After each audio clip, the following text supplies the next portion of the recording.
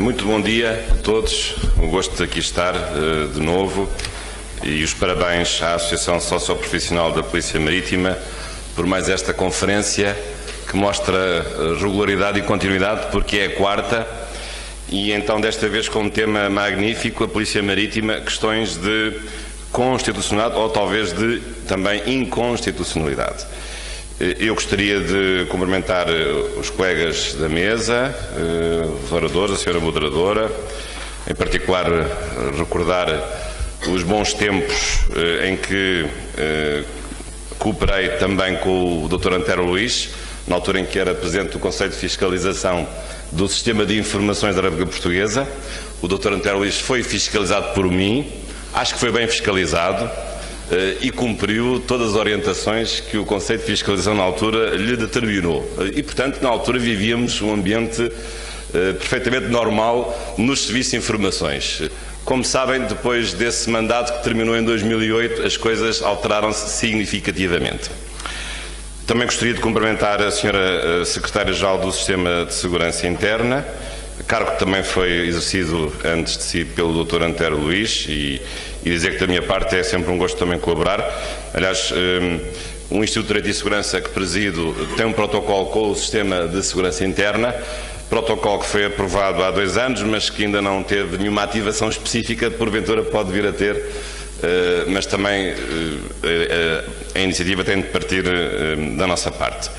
Eu já agora, antes de iniciar a minha intervenção, também gostaria de saudar todos os presentes, também o professor Garcia Pereira, que aqui está, também doutorado, não nesta faculdade, mas na minha faculdade, na Faculdade de Direito da Universidade Nova de Lisboa. Eu também cumprimento, evidentemente, o Miguel Soares, o grande anfitrião de toda esta iniciativa, a quem, de novo, renovo agora os parabéns também pessoais por este ativismo muito são. Na minha faculdade, que não é esta, embora esta também seja a minha faculdade, aqui pude obter a licenciatura e o mestrado, depois eu desviei-me para outras paragens mais simpáticas, neste caso a Faculdade de Direito da Universidade Nova de Lisboa, e onde, aliás, tenho tido a ocasião de coordenar vários cursos, até que vos interessam diretamente aqui a muitos colegas da Polícia Marítima. Aliás, este ano vamos ter a 2ª edição de um novo mestrado que tem sido um grande sucesso, que é um mestrado em Direito e Economia do Mar, e, portanto, julgo que isto também interessa à Polícia Marítima, e temos tido já, julgo que 10 ou 11 edições de um mestrado em Direito e Segurança. E temos também, agora recentemente, um doutoramento em Direito e Segurança. Portanto, não me leve a mal esta autopublicidade, mas perante este auditório especializado não poderia deixar de recordar estes 3 cursos, aliás, cujas inscrições na 2ª fase estão neste momento já abertas até princípios de agosto. Certamente que a Associação Socioprofissional da Polícia Marítima não deixará de se preocupar e em patrocinar, porventura, alguns colegas que queiram também aprofundar os seus conhecimentos, quer ao nível do mestrado, quer ao nível do doutoramento. Bom, aquilo que se me pede é um tema parecido, aliás, com aquilo que foi tratado pelo Dr. Antero Luís, e também agradeço já agora ao Sr. Vice-Almirante também a disponibilidade para esta alteração, e daí também ser um pouco a sequência daquilo que ele disse, aliás, com o qual, ou com cujo conteúdo eu concordo. E, de facto, aqui a questão principal que se coloca é nós olharmos para a Constituição não apenas de uma perspectiva clássica, que é aquela perspectiva de que a Constituição regula a organização do poder político, ou, no contraponto, trata dos direitos dos cidadãos e, portanto, numa célebre contraposição clássica entre poder e liberdade, ou Estado e sociedade civil, que é sempre a perspectiva que, no fundo, nós herdamos do próprio liberalismo, porque no liberalismo trouxe precisamente esse dualismo intransponível entre Estado e sociedade, é essa a característica tipicamente do Estado liberal, e como sabem as Constituições nasceram precisamente com o liberalismo, mas hoje, em matéria de segurança, as coisas não podem ser equacionadas com essa simplicidade, de uma separação absoluta entre, de um lado, o Estado, porventura com as suas forças e serviços de segurança, e do outro lado os cidadãos que se querem proteger da arbitrariedade dessas forças e desses serviços de segurança. E daí que seja interessante verificar na evolução das Constituições, e até hoje, sobretudo, nas Constituições em Estado Social e até, para muitos, um Estado já pós-social ou pós-moderno ou pós-contemporâneo, conforme as expressões que queiram utilizar. Daí a necessidade de muitas vezes nós olharmos para a Constituição também como uma Constituição da segurança, mas agora em termos diferentes daqueles que eram usados no século XIX. Aliás, hoje, e eu tenho feito esse esforço, nós tendemos para ter uma visão omnicompreensiva e articulada de várias coisas que até agora eram estudadas de modos separados e até contraditórios. Até agora nós estudávamos estas questões do ponto de vista jurídico, sobretudo, que é a área que eu domino melhor, ora na matéria do direito constitucional, ora na matéria do direito penal, alguma coisa no direito administrativo, o direito administrativo policial ou o direito administrativo militar. E, portanto, isto era uma manta de retalhos sem qualquer nexo entre si. E eu propunha a superação dessa compartimentação estanque entre os vários capítulos do direito, precisamente através da construção de um novo ramo do direito, porventura transversal e também interdisciplinar, que é precisamente o direito da segurança. O direito da segurança, quer numa perspectiva individual, quer numa perspectiva institucional. E isto significa que hoje também temos uma Constituição da Segurança. Qualquer país tem de ter uma Constituição da Segurança. Aliás, essa é a tendência recente. Se verificarem os países de língua portuguesa, que têm Constituições muito recentes, verificarão que tem sido cada vez mais frisada a importância da regulamentação constitucional do Estatuto das Forças e dos Serviços de Segurança e, em geral, de todas as estruturas que contribuem para uma ideia também nova, alargada, pelo menos no nosso espaço, de segurança nacional. E, portanto, penso que, em vez de estarmos a estudar sem diálogo científico entre os cultores, de um lado os constitucionalistas querem uma coisa, do outro lado os penalistas querem outra coisa, de outro lado os administrativistas querem outra coisa qualquer, mais valia que nós pudéssemos reunir os nossos esforços numa ideia integrada do direito da segurança. Ora bem, e então para a Constituição, o que é essa segurança? Sendo certo que o direito da segurança não é só um direito constitucional. Aliás, o direito constitucional da segurança é um capítulo desse direito. Porque haverá hoje cada vez mais há o quê? O direito internacional e até europeu da segurança. Como sabem, prevalece sobre o direito ordinário e também há o direito legal, o direito ordinário da segurança, que tem que ver com a legislação de valor ordinário que regulamenta as várias estruturas de segurança.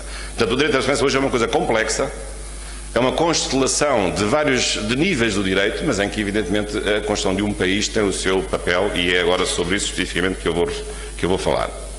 E no caso português, a nossa Constituição, não sendo uma Constituição da última geração, porque, entretanto, outras vieram, quer as Constituições do leste europeu depois da queda do Muro de Berlim, quer de Constituições de países mais recentes ou que têm Constituições mais recentes, ainda assim a nossa Constituição, acho que como muito bem fez o Dr. António Luís, não é imune e regulamenta o fenómeno da segurança nas suas diversas dimensões. E eu diria que há dois aspectos muito importantes para olharmos para a segurança nesta perspectiva omnicompreensiva. Por um lado, a segurança como um direito individual. Todos nós temos direito à segurança. Isso não é muito frisado na Constituição, porque acaba por ser um pouco apagado ou nubilado por uma parte do direito penal, que é aquilo que está no artigo 27, número 1 da Constituição, quando se diz que todos têm direito à liberdade e à segurança. E muitos até interpretam isso como uma contradição, no sentido de achar que para termos segurança não temos liberdade, ou para termos liberdade não temos segurança. E isso não é assim.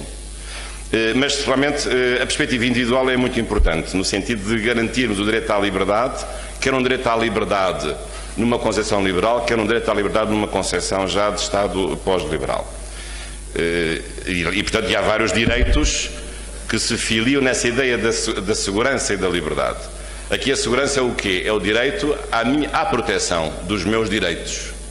É um direito sobre direitos. Ou para alguns é uma garantia sobre os outros direitos. E aqui a segurança não é só, também ao contrário do que esse artigo da Constituição implicita, não é só segurança contra a detenção arbitrária, isto é, a chamada segurança física, ou a liberdade física, ou a liberdade de movimentos, porque realmente a única vez que a Constituição fala no direito à segurança é no artigo 27, e o artigo 27 o que é que visa? Visa estabelecer como princípio já a liberdade, e tudo o que vem a seguir do número 1 para baixo são as exceções que permitem que a pessoa seja detida, ou presa, ou qualquer outra medida de restrição da sua liberdade, como é o caso, por exemplo, do internamento psiquiátrico compulsivo. Mas a segurança não é só a garantia da liberdade física ou da liberdade de movimentos. É muito mais do que isso. Hoje um conceito de segurança alargada é a segurança como proteção, defesa dos bens jurídicos, dos direitos, até de bens comunitários, que não são direitos, mas são bens que não se subjetivam individualmente nas pessoas, e para tudo isso concorre sempre uma ideia de segurança ao serviço também dos cidadãos. Claro que a Constituição é muito mais prolífera na parte da outra vertente da segurança, que é a segurança não agora como direito, mas como segurança, como dever ou tarefa do Estado. E aí, de facto, há uma profusão de normas. Desde logo as normas que ligam o Estado português na sua inserção num sistema internacional coletivo de segurança, sobretudo o artigo 7º, e as regras aí são óbvias, no sentido de nós estarmos dentro de um sistema internacional de segurança coletiva, dás uma expressão já um pouco obsoleta, e pugnarmos, evidentemente, pela prevalência dos instrumentos das Nações Unidas e, sobretudo, por um mecanismo em que não há guerra ofensiva, a guerra está proibida, a única coisa que há do uso da força é a legítima defesa e, portanto, nós aceitarmos o monopólio do uso da força nas Nações Unidas através do Conselho de Segurança e, portanto, rejeitarmos quaisquer ideias estapafúrdias segundo as quais a guerra continua a ser um direito legítimo dos Estados. Não é, na verdade, um direito dos Estados. A única coisa que os Estados têm é o direito à sua legítima defesa em condições restritas e têm depois o direito de participar em mecanismos coletivos de defesa da segurança internacional. E nesse aspecto a nossa Constituição está perfeitamente alinhada. Mas a Constituição não fala apenas disso. Fala depois, como disse aliás o Dr. Antero, em vários aspectos, da ideia de estruturas de segurança que levam a cabo a proteção de certos bens jurídicos coletivos e de certos direitos individuais. E até podemos, desta perspectiva, dizer que a Constituição, referindo-se a esses vários aspectos da segurança nesta concepção alargada de segurança nacional, na verdade é uma Constituição bastante assimétrica, porque não diz, sobretudo, o que devia dizer e com a mesma intensidade.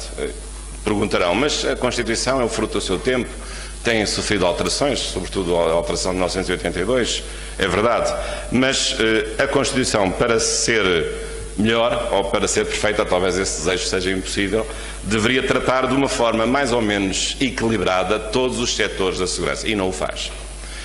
Porque, se repararem, nos 4 setores da segurança, nesta visão ampla de segurança nacional, a defesa nacional, a segurança interna, a produção de informações e a proteção civil, nós temos muito desencontradas soluções na Constituição, quer do ponto de vista substancial, quer também do ponto de vista do estatuto, da dignidade que a Constituição confere a essas estruturas. Claro que quem ganha este campeonato é a Defesa Nacional. Tem não só um título próprio na parte terceira da Constituição, que é o título 10º, como tem uma profusão de artigos, de variedíssimos artigos, que entram até, às vezes, em certos pormenores, porventura descabidos.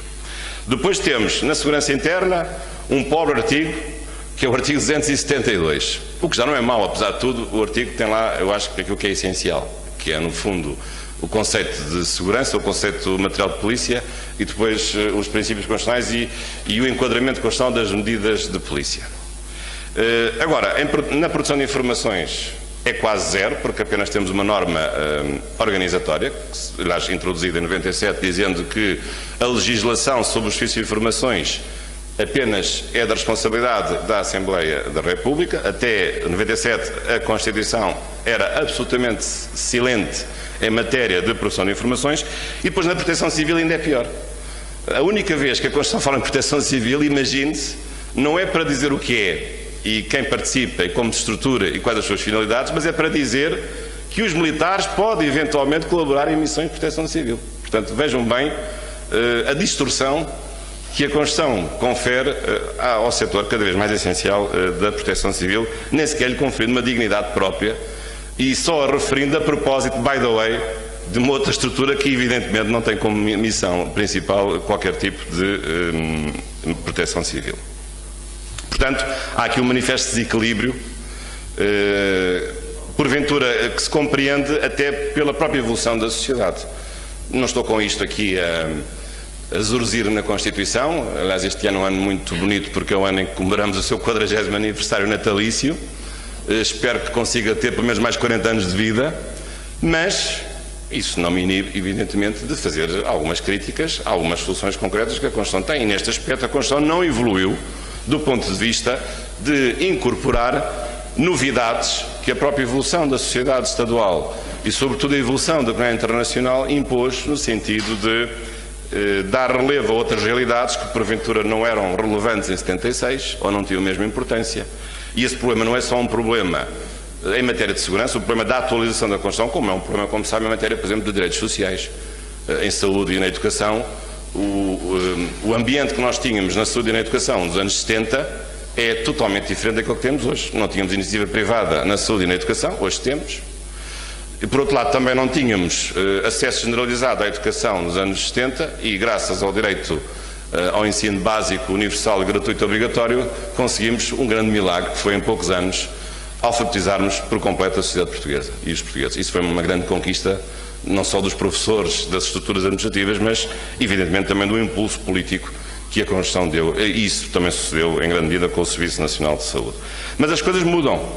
E 40 anos depois, há vários ambientes, sobretudo com a globalização e a internacionalização das sociedades, que mereceriam uma reflexão inteira, acabada, profunda sobre estas matérias. Mas agora eu vou referir-me em particular, e é isso que me foi pedido, ao Estatuto Constitucional das Forças de Segurança na Constituição. Eu começaria por uma análise, digamos assim, do pormenor para o geral, uma análise indutiva, ou digamos, primeiro uma análise exegética e depois uma análise mais dogmática.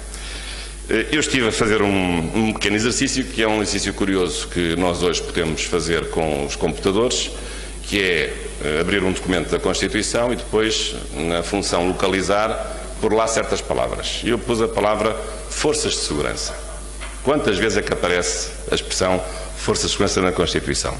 Aparece 5 vezes, mas na verdade são 4 temas.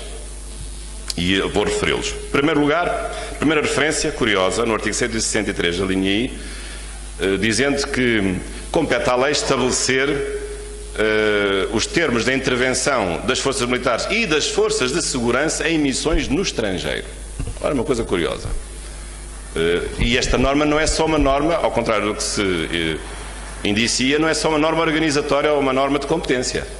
Claro que é uma norma de competência, porque a lei tem que estabelecer os termos dessa intervenção. Mas isto também quer dizer outra coisa. Quer dizer que, afinal, as forças de segurança também podem ter missões no estrangeiro. E não têm apenas missões em Portugal ou no território português. A linha I do artigo 163.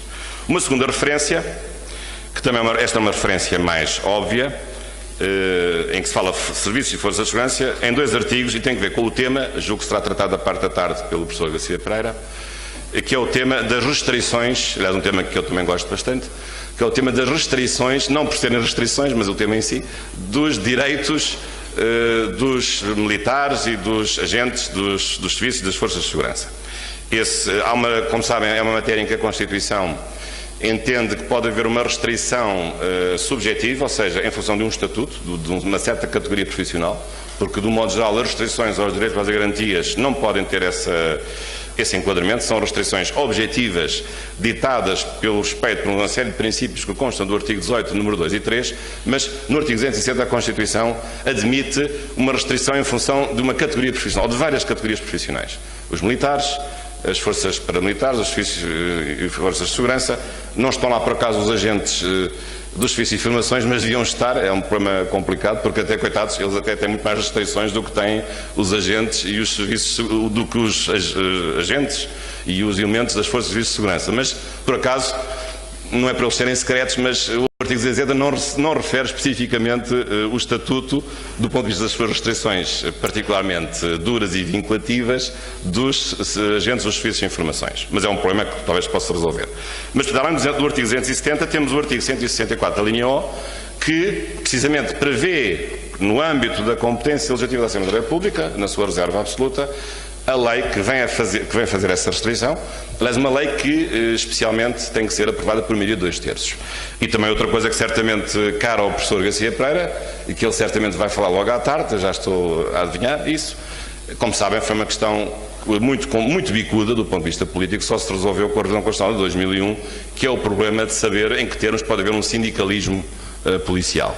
E a solução que se encontrou foi uma solução de um sindicalismo policial enfraquecido, sem direito à greve, no que respeita à intervenção operacional, mas, curiosamente, os agentes policiais em funções administrativas podem ter direito à greve. Os que não podem são aqueles que exercem funções de natureza operacional.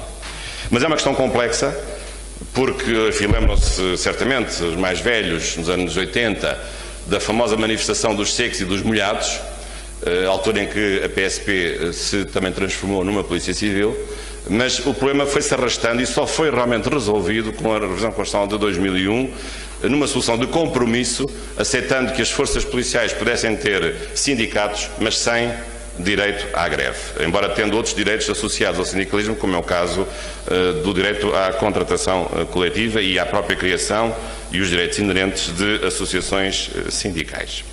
Depois, uma terceira referência que também se faz que foi também acrescentada em 1997, aliás, idêntica àquela que se fez para a inclusão de uma referência expressa aos serviços de informações, aquela norma que eu já referi, aliás, pela mão, porque ele já chegou e faço-lhe essa vénia, do professor Rui Pereira, que é precisamente a linha U do artigo 164, que fala agora da reserva absoluta de competência legislativa da Assembleia da República em matéria de quê? De elaboração das leis sobre o regime das forças de segurança. Portanto, tudo o que tem a ver com o regime das forças de segurança é só da competência da Assembleia da República e nem sequer pode haver autorização legislativa ao Governo e muito mais outro tipo de intervenção legislativa de outro tipo do Governo ou de qualquer outra entidade que eventualmente pudesse ter competência legislativa, como seria, por exemplo, o caso das regiões autónomas. Portanto, esta é a segunda referência. Depois, há uma terceira referência que eu também encontro que é importante no artigo 272, aquele tal artigo sobre o Estatuto da Polícia, do modo geral, em que se fala em regime das forças de segurança e portanto, faz-se uma referência genérica às forças de segurança, remetendo-se para a lei, mas é um artigo que tem a sua importância, até do ponto de vista literal, embora não acrescente muito do ponto de vista do Estatuto Legislativo de quem intervém, mas há alguns autores que retiram do artigo 272, número 4, uma vez que esse artigo se refere às características das forças de segurança, não só de serem necessariamente do Estado, como de serem necessariamente nacionais, mas se retira uma outra consequência, que é a necessidade de haver uma pluralidade de polícias, porque como a Constituição fala em forças de segurança no plural, isso para alguns seria uma proibição constitucional para haver um monismo policial e, portanto, não haver uma única polícia. Aliás, em rigor, eu acho que essa questão nunca se vai colocar, porque será sempre impensável em qualquer país hoje, com as múltiplas tarefas que um Estado pós-social tem, haver uma única polícia para tudo, isso é impossível.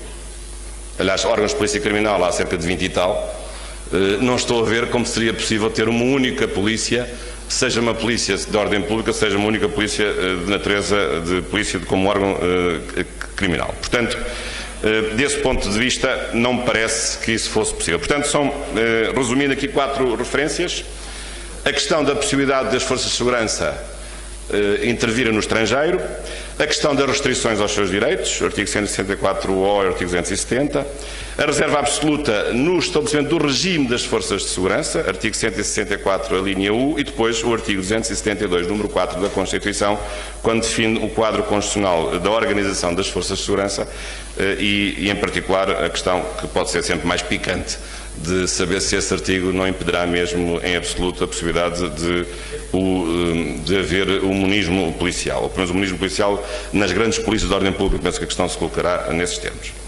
Bom, mas isto é apenas uma mera descrição. Agora eu vou fazer uma interpretação desta descrição da realidade, para não ficar apenas numa análise meramente exegética.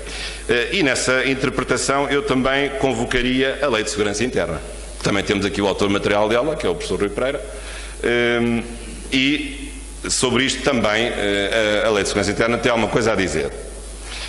Tem a Lei de Segurança Interna estabelece o quadro das forças e dos serviços de segurança, tem aliás um célebre artigo muito importante que é o artigo 25, Aliás, até que há pouco tempo, já agora, tive a ocasião de organizar esta coletânea, precisamente dando espaço a esse tal direito da segurança, leis de direito da segurança. A lei de segurança está aqui, é uma delas, é uma das principais leis. Aliás, legislação feita em coautoria precisamente com o professor Rui Pereira, que aqui está, para não ficar só com os louros deste pequeno trabalho. Mas esta lei de segurança interna, a meu ver, no artigo 25, é bastante equívoca. Eu aqui tenho uma postura crítica. Bem, para já um problema de fundo em matéria de segurança interna, que é o seguinte, é que a segurança interna baseia-se muito no conceito de ordem pública, e o conceito de ordem pública já não é o que era. É que a ordem pública é um conceito do século XIX. É um conceito, num certo sentido, autoritário, do direito policial do século XIX. Mas a nossa Constituição, que também fala na segurança interna, não fala em ordem pública. No artigo 262, a segurança interna é indexada a quê? Não é indexada à ordem pública. Nunca se fala dela. É indexada à proteção dos direitos das pessoas. Mas a Lei de Segurança Interna, claro, não tinha outra possibilidade, vem, digamos, recuperar o conceito de ordem pública. E isso não é uma coisa propriamente isenta de análise crítica, porque ou a ordem pública tem que sofrer aqui uma reinterpretação, uma revitalização à luz do novo espírito num Estado de Direito Democrático, ou então não pode ser usada, porque o conceito de ordem pública é um conceito do século XIX, é um conceito de matriz autoritária que não faz qualquer sentido num ambiente de Estado de Direito Democrático, como é o caso de Portugal. Mas eu sei que a prática das forças policiais ainda se baseia muito no conceito de ordem pública, mas eu percebo, porque é um conceito indeterminado, é uma cláusula geral e até um conceito determinado, é capaz de ser as duas coisas ao mesmo tempo, e tem sempre lá uma solução para qualquer intervenção que não esteja previamente tipificada na lei. E às vezes a realidade está sempre a surpreender-nos e nós temos sempre que fazer alguma coisa, mesmo quando a lei não o permita, dentro de certos limites. E, portanto, desse ponto de vista, a ordem pública é um conceito abrangente que pode salvar e pode permitir uma intervenção de segurança, mesmo quando a lei especificamente não preveja esse tipo de intervenção, mas dentro, evidentemente, de certos limites. Mas regressando ao artigo 25. O artigo 25 enumera as forças e os serviços de segurança. Mas o artigo 25 tem aqui uma série de problemas. Em primeiro lugar, é uma enumeração incompleta. Por exemplo, não está lá o corpo da Guarda Prisional, que também é uma força e serviço de segurança, já agora. Portanto, o legislador aqui esqueceu-se pelo menos de uma. Claro que se outros serviços ou forças de segurança foram criados depois da lei, já não tem nenhuma culpa, porque não poderia adivinhar o futuro. Mas que eu saiba, no tempo em que a Lei de Segurança Interna foi criada, já existia um corpo de guarda prisional, certamente. Depois, este artigo também tem um outro problema, que eu acho que isto é o mais grave, é que não diz de menos, mas não só diz de menos, como diz de mais. Porquê? Inclui neste artigo 25, pasme-se, o Serviço de Informações de Segurança. O SIS é uma força e um serviço de segurança, de acordo com o artigo 25. E quem lê isto fica assustado.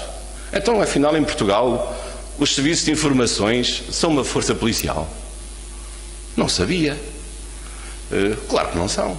Basta ler o Estatuto do SIS. Como é que pode estar aqui o SIS como uma força e serviço de segurança? Isto é um erro absoluto. É um erro crasso. Porque, de acordo com o nosso modelo, que eu acho que é controverso, e até pode vir a mudar, mas vamos ver em que termos, o SIS não tem funções policiais, nem nunca teve. Não vou dizer que espero que nunca venha a ter, talvez muito limitadamente, mas não tem de certeza neste momento. E, portanto, não percebo como é que a Lei de Segurança Interna integra no artigo 25 o SIS como uma força e serviço de segurança. E o mesmo também se pode dizer, até certo ponto, em relação aos órgãos da Autoridade Marítima Nacional. Porque se nós entendermos isto em sentido amplo, então também vamos admitir que a parte da Autoridade Marítima Nacional que tem funções militares também é um órgão ou uma força em serviço de segurança, o que também não pode ser devido à separação, que muito bem, aliás, foi frisada pelo Dr. Antero Luís, entre, do ponto de vista constitucional, a função militar da função policial. Bom, mas talvez ainda o terceiro maior problema deste artigo 25 é a sua inutilidade, porque para já, as enumerações no direito são sempre controversas, porque normalmente, quando um artigo enumera, há sempre qualquer outra lei ou outra regra que faz escapar daquela enumeração e, portanto, normalmente as enumerações não servem para nada. E esta enumeração, a meu ver, realmente serve para muito pouco, para não ser mais antipático e dizer que não serve para nada.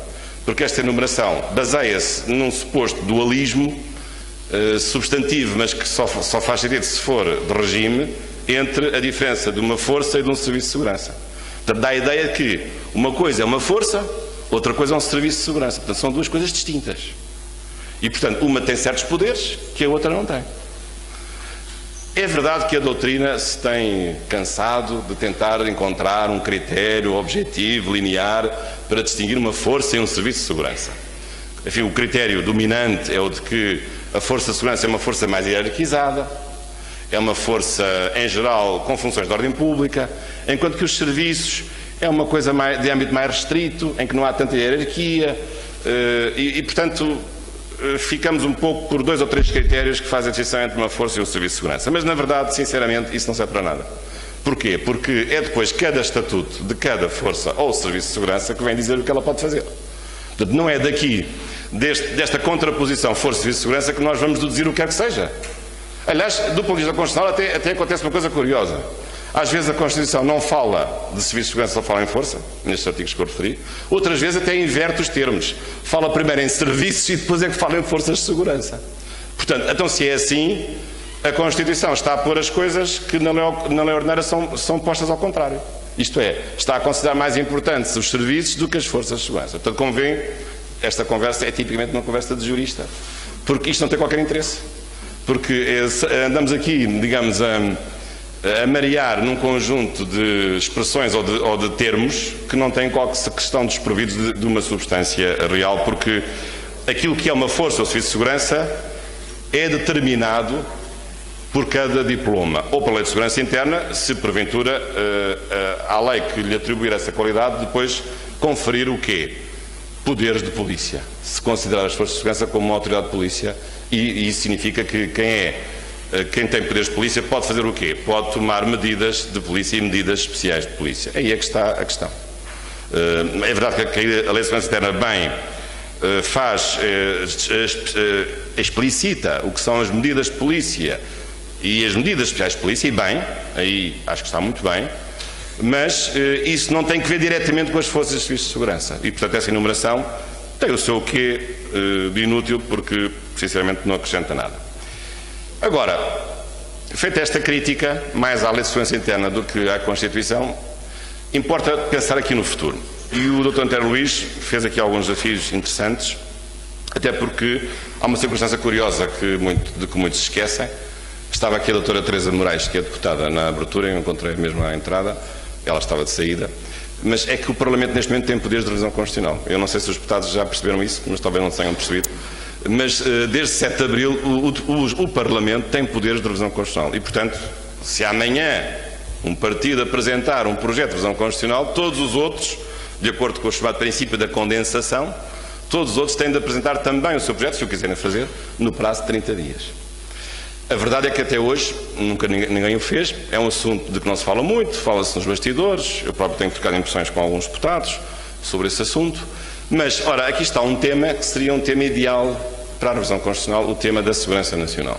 Além de outros temas, o tema da justiça também julgo que é um problema importante. Há um outro tema que vai agora aparecer, que é o problema da descentralização administrativa, visto que eu presinto que há, por certas forças, uma tentativa de fazer uma regionalização encapotada, disfarçada, contornando uma regra que está na Constituição, segundo a qual só pode haver regiões administrativas através de referendo, e houve um referendo, mal ou bem houve, e foi brutal, no sentido de dizer não à regionalização, e não gostaria que a Constituição fosse defraudada através de uma forma em via clandestina, que se fizesse uma regionalização encapotada através da criação de outras estruturas, às quais nós não chamamos regiões administrativas, mas que na prática vão absorver os poderes. E ainda por cima vão absorver os poderes de quem? Do Estado? Não.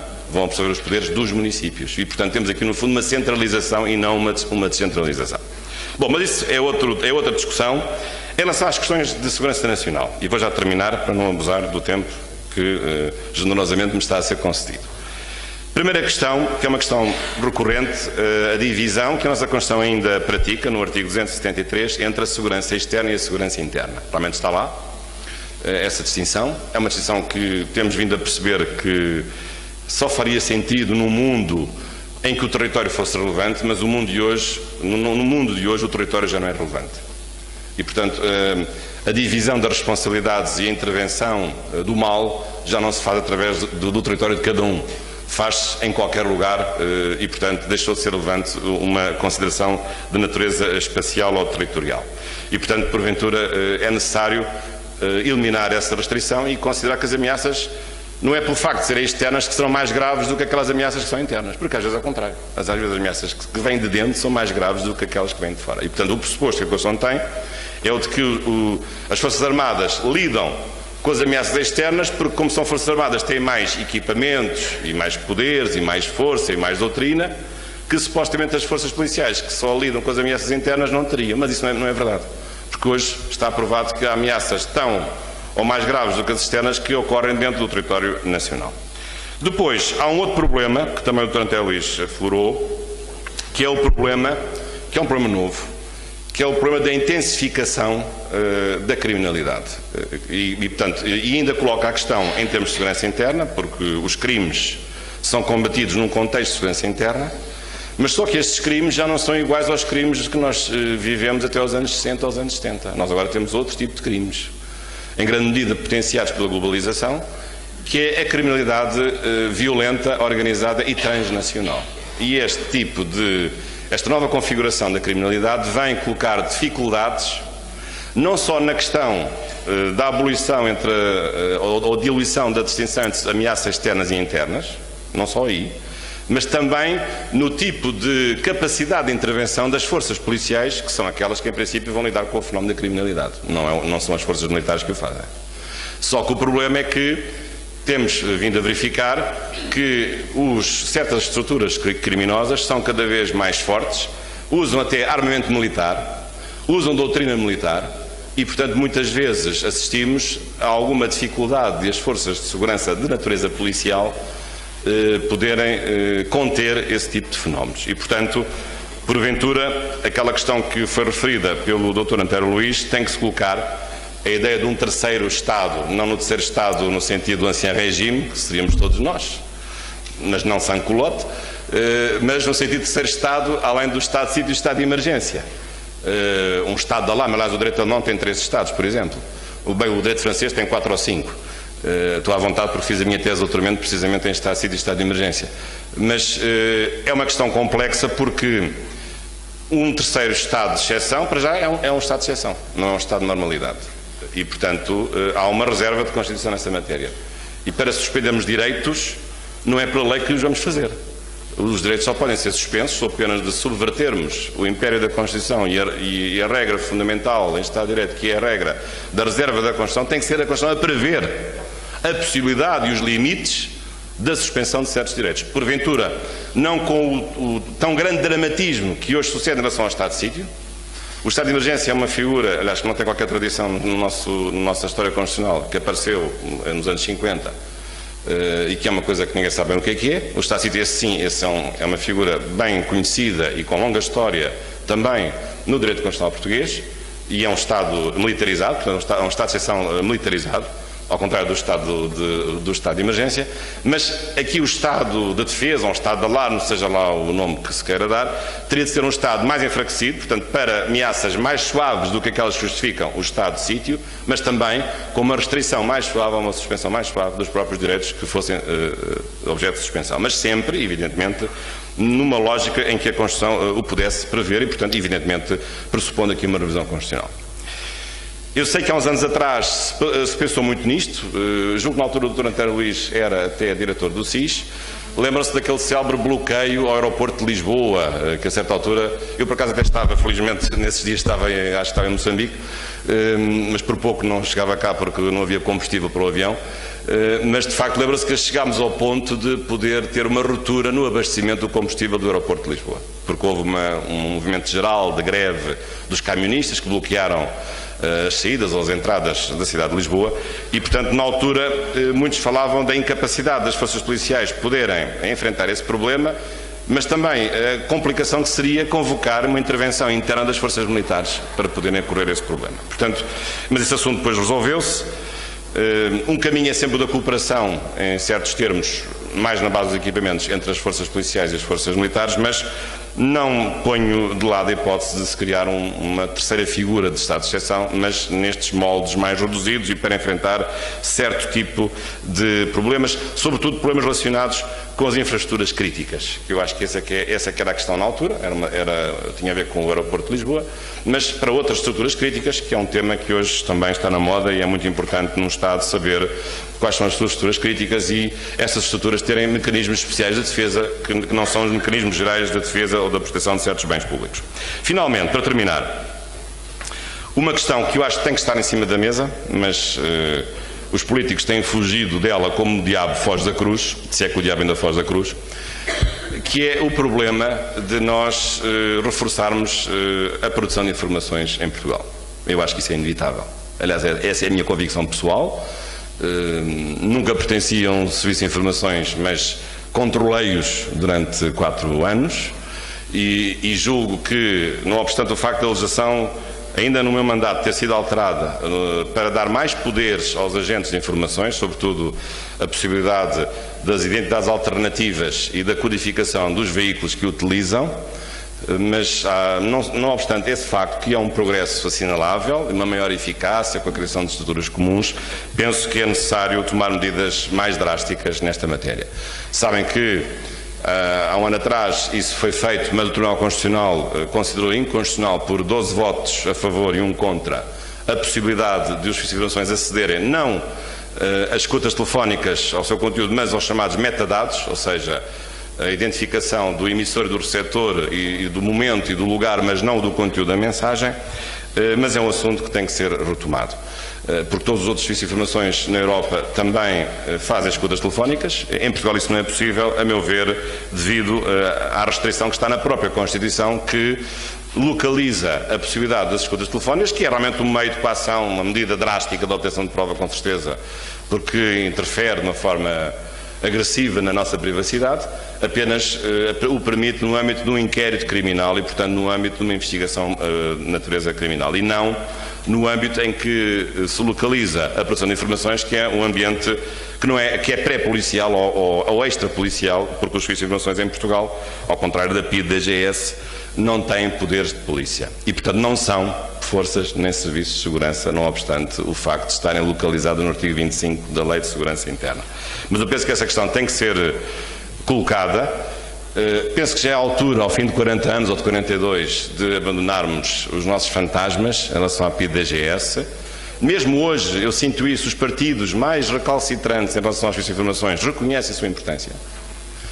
Está provado que no 11 de setembro e em muitos outros atentados que infelizmente não aconteceram, os serviços de informações foram essenciais. E não sabemos isso publicamente, porque se compreende que não precisamos saber. E, portanto, mesmo esses partidos mais recalcitrantes hoje acabam por reconhecer que uma estrutura de produção de informações é essencial para a defesa da legalidade. E não só a defesa da legalidade. Hoje os Estados, para serem competitivos, também têm que defender os seus interesses económicos e geoestratégicos. E os serviços de informações também servem para a defesa dos nossos interesses geoestratégicos, sobretudo os serviços externos de informações. E, portanto, penso que gradualmente na nossa democracia vamos adquirindo essa consciência e a importância de serem tomadas medidas para reforçar a produção de informações e com isso também combater de uma forma mais eficaz todas as ameaças. Aquela que nos está à porta é a ameaça jihadista, mas pode haver outras. E, portanto, outras ameaças existem que têm-se multiplicado. Agora temos pirataria, julgávamos que a pirataria era só uma coisa da banda desenhada ou do Pirata das Caraíbas. Não, ela existe, realmente tem existido. E muitas outras ameaças, a proliferação das armas de destruição maciça, por exemplo, a criminalidade organizada e violenta é outro problema muito sério. Os ciberataques também, que é outro problema com o qual muitos países têm sido confrontados e, portanto, não podemos estar a dormir, temos que despertar, acordar para estes assuntos. A terminar, já agora, deixo aqui uma recomendação de leitura de uma enciclopédia que no ano passado eu tive a ocasião de lançar, na qual participaram vários autores, incluindo também o professor Rui Pereira, Enciclopédia de Direito e Segurança, que foi coordenada por mim. Julgo que o livro está quase a esgotar-se e já estamos a preparar uma segunda edição. Muitos parabéns por esta conferência e muito boa sorte. E boas férias.